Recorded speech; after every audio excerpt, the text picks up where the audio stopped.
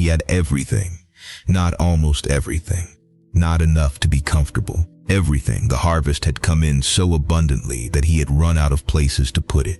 His barns were full. His fields had produced beyond what any reasonable man could have expected or planned for. He stood at the edge of his land and looked at what God had given him and felt something that most people spend their entire lives chasing. He felt safe. And that night, the very night he made his plan, very night he said to himself, "Now I can finally rest." God looked at him and said one word, "Fool," not sinner, not thief, not wicked man, fool. That word should stop you cold, because this man had not stolen anything. He had not cheated anyone. He had not worshipped idols or broken covenant. He had simply looked at his abundance, made a perfectly logical financial decision, and turned completely inward. And God called it foolishness. By the end of this video, you will understand exactly why. And you will understand why the same spirit that filled that rich man's barns is filling something in your life right now, and what it is quietly costing you. 1. The world this man lived in. To understand what Jesus was saying in this parable, you have to understand who he was saying it to and why. Luke 12 opens with a crowd so large that people were trampling each other to get close to Jesus. In the middle of his teaching, a man interrupts him, not to ask a spiritual question, not to seek healing. He says, "Teacher, tell my brother to divide the inheritance with me." It is a stunning moment. Jesus is speaking about eternal things, about the cost of following God, about what matters and what doesn't. And a man in the crowd is thinking about his share of the family estate. Jesus refuses to arbitrate the dispute, but he doesn't dismiss it either. He turns it into a lesson that cuts deeper than any inheritance ever could. He says, "Watch out. Be on your guard against all kinds of greed. Life does not consist in an abundance of possessions." And then he tells the parable. The setting is ancient agrarian Palestine. A man's wealth was measured in land and harvest. A good crop was not just financial security. It was survival, status, and legacy rolled into one. When the land produced, you were blessed. When it failed, you were vulnerable in ways that modern people with grocery stores and credit lines can barely imagine. This man had a good year, an extraordinarily good year. The text says, "The ground of a certain rich man produced abundantly." The word for abundantly in the original language carries the sense of bearing well, of producing beyond normal capacity. This was not an average harvest. This was the kind of year that farmers talked about for generations. He was not a villain at the start of this story. He was a successful man facing a genuinely practical problem, more blessing than his current infrastructure could hold. Feel the weight of that for a moment, because what comes next is not the story of a bad man doing bad things. It is the story of a good man asking the wrong question. 2. The conversation with himself. Here's where the parable becomes surgical. Jesus does not describe this man's outward actions first. He describes his inner monologue. He lets us hear what the man says to himself when no one else is in the room. He thought to himself, "What shall I do? I have no place to store my crops." That question, "What shall I do?" is not wrong on its face. It is reasonable. It is practical. It is the question any responsible steward would ask when confronted with abundance that exceeds capacity. But watch who he asks it to: himself. Not God, not a counselor, not the community around him. He turns inward, and in that interior space, he holds a conversation that contains one of the most revealing patterns in all of Scripture. Count the personal pronouns in his soliloquy. Jesus records them with precision. "I will tear down my barns and build bigger ones, and there I will store my surplus grain. And I will say to myself, soul, you have plenty of grain laid up for many years. Take life easy, eat, drink, and be merry. My, I, myself." 7 self-references in 4 sentences, not a single mention of God, not a single mention of anyone else, not a neighbor in need, not a widow in the village, not a servant who had helped build what the land had produced. The circle of his concern had contracted entirely to himself, and he didn't even notice it happening. This is how financial idolatry works. It does not announce itself.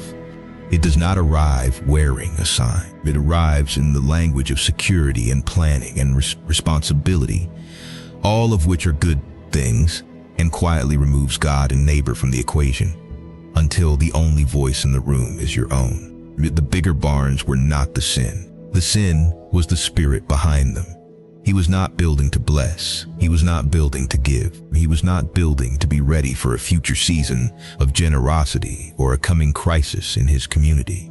He was building a monument to his own comfort, a fortress of self-sufficiency large enough to make God unnecessary. The moment he finished his plan, God spoke 3.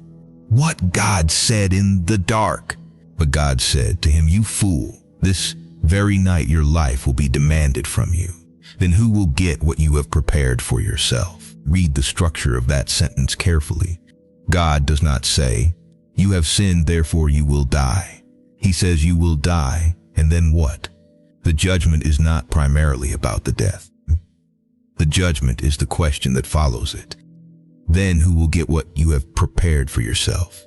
Everything this man spent his energy accumulating, strategizing over, building infrastructure to protect, all of it would pass out of his hands the moment he stopped breathing. And not one of those barns, not one measure of that grain, not one brick of the new construction he had planned, none of it had been oriented toward anything that would outlast him. Jesus closes the parable with a line that is one of the most important financial statements in the entire New Testament. This is how it will be with whoever stores up things for themselves, but is not rich toward God. Rich toward God. That phrase is the hinge of everything. It is not an abstract spiritual concept. It is a financial orientation. To be rich toward God means to accumulate with eternity in mind, to hold what you have with open hands, to allow the abundance God sends through your life to flow outward as well as inward. Measure your wealth, not by what you have stored, but by what you have given. Invested in people, used for purposes that outlast you. The rich fool was not poor toward people because he was evil. He was poor toward people because he had never asked the question that would have reoriented everything.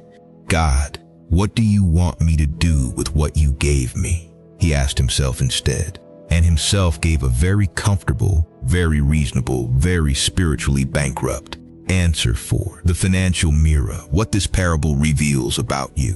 Now let's bring this home, because this parable is not just about a farmer in first century Palestine who built too many barns.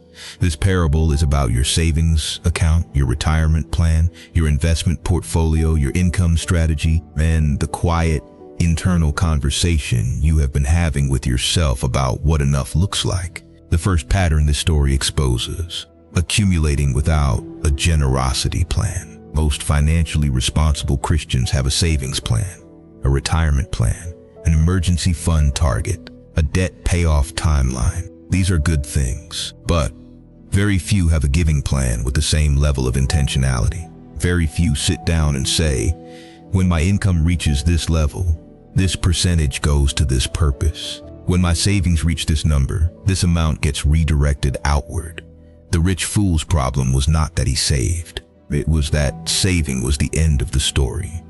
There was no next chapter involving anyone else. If your financial plan has no chapter that involves other people, the poor, the church, the mission, the neighbor in crisis, you are building bigger barns.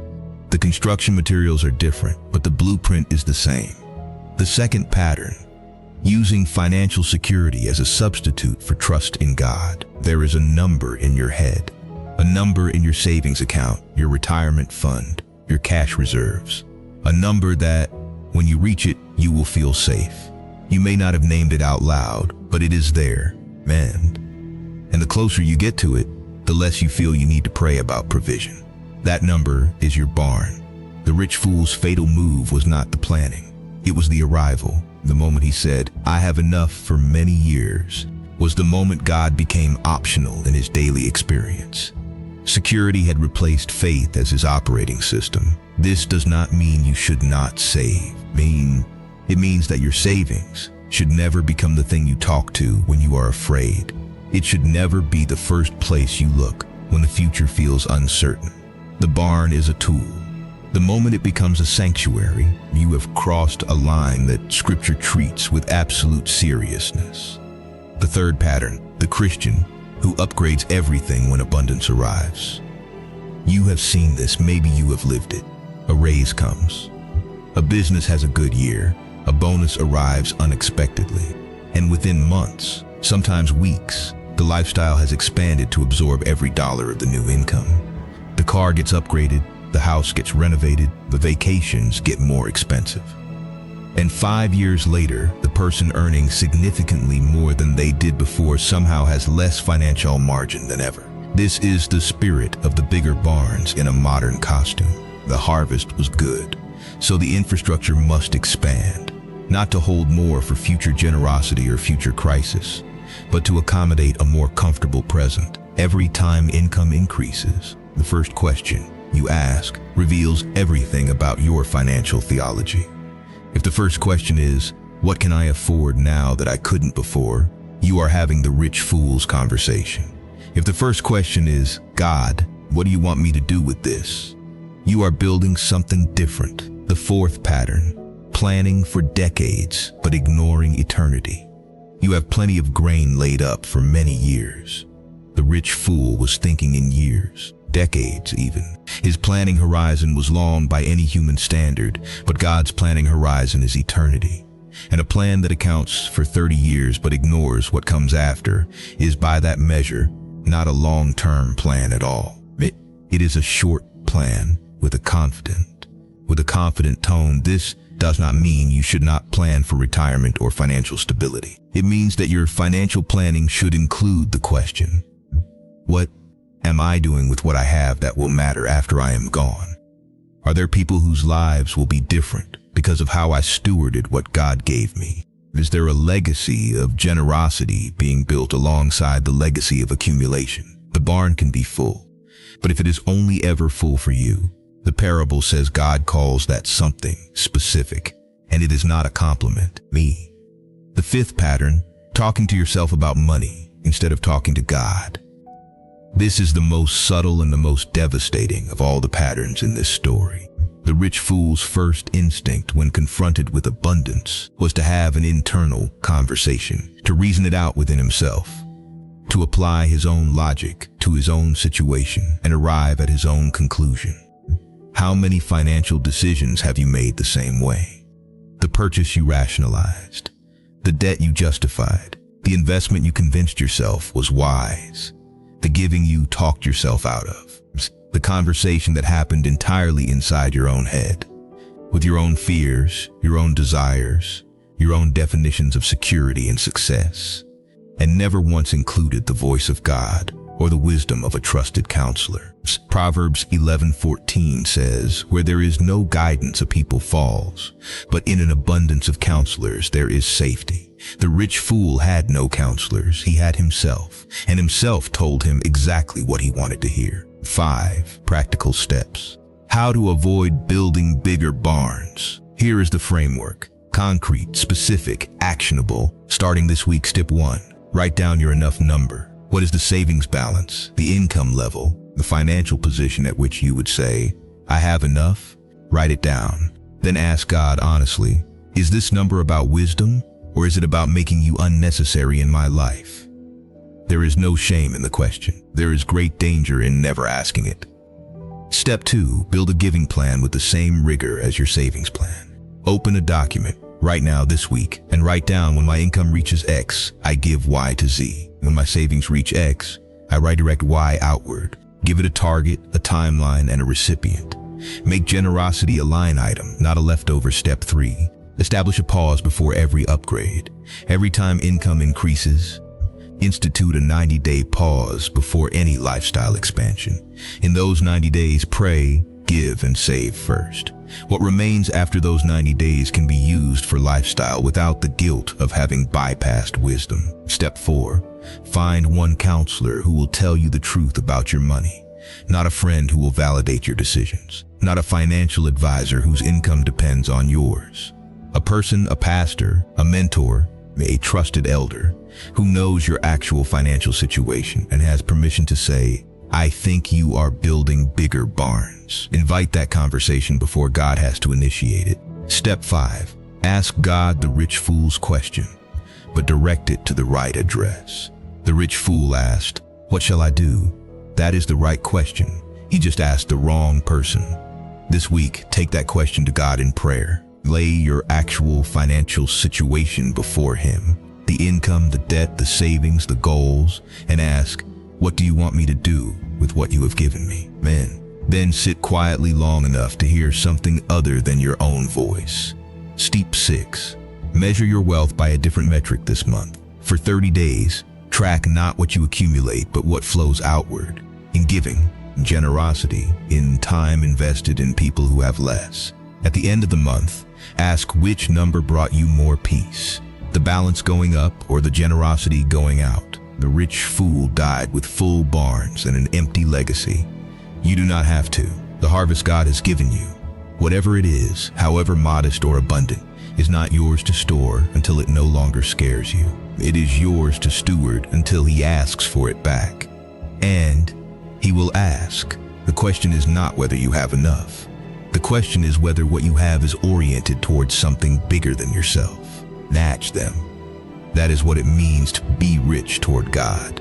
If this parable has been sitting quietly in the back of your mind for years without ever being applied, I want you to watch the video on screen right now. 8 financial warnings from Proverbs. Most Christians have never applied because Solomon, the wealthiest man who ever lived, left behind a detailed map of exactly how to handle money wisely. And most Christians have read those Proverbs and never once treated them as instructions. That video is next.